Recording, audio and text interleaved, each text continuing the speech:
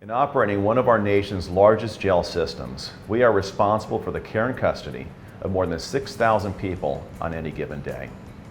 It is our mandate, and I want to say from the outset, our personnel does a great job of fulfilling this responsibility. But we must always strive for improvement, while at the same time being fiscally responsible. One of my initiatives as sheriff is to focus on efficient and secure jail operations. This is our primary responsibility and a function we will strive to do better than any other service we provide.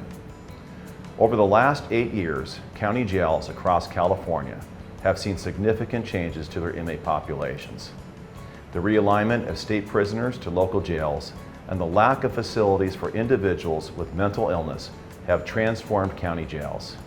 Today, instead of short-term detention facilities, our jails have transitioned into mini state prisons, mental health hospitals, and drug treatment centers.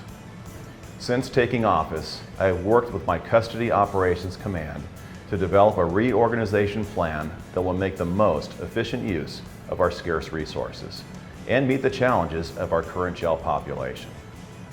Since 2015, we have seen a 40% increase in open mental health cases in our jails.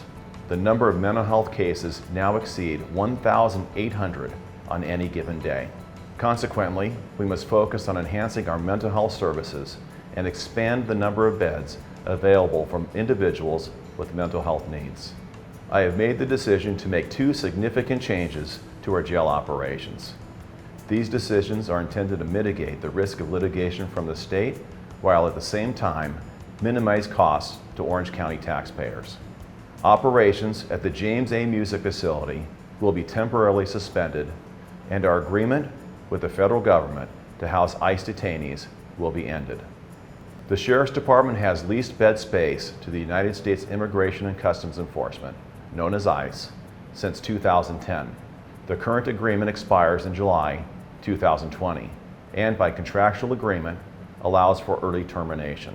In order to address the mental health crisis within our jails, I have notified ICE of our intent to terminate the agreement.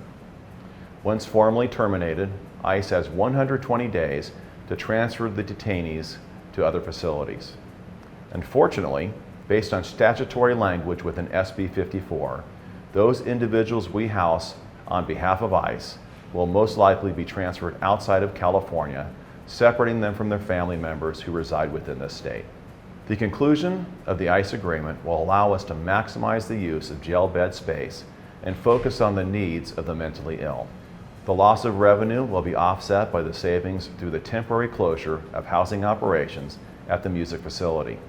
The music facility will be reopened when the construction on 2 new state-funded housing facilities are completed. The 512 and 384 bed facilities are specifically designed to meet the needs of a modern jail. The estimated completion is fall of 2022. I want to make clear that the decision to end the ICE agreement is not a result of the recent political rhetoric surrounding immigration. Our 9-year leasing agreement has been mutually beneficial and a benefit to Orange County taxpayers.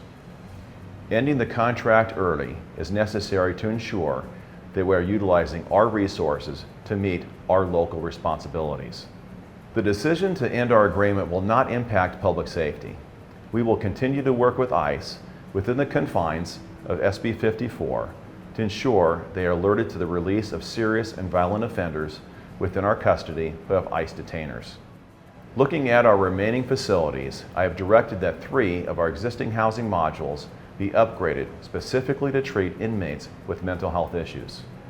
When complete, we will have approximately 500 behavioral health beds at the Intake Release Center, allowing for the security, care, and treatment of both male and female inmates.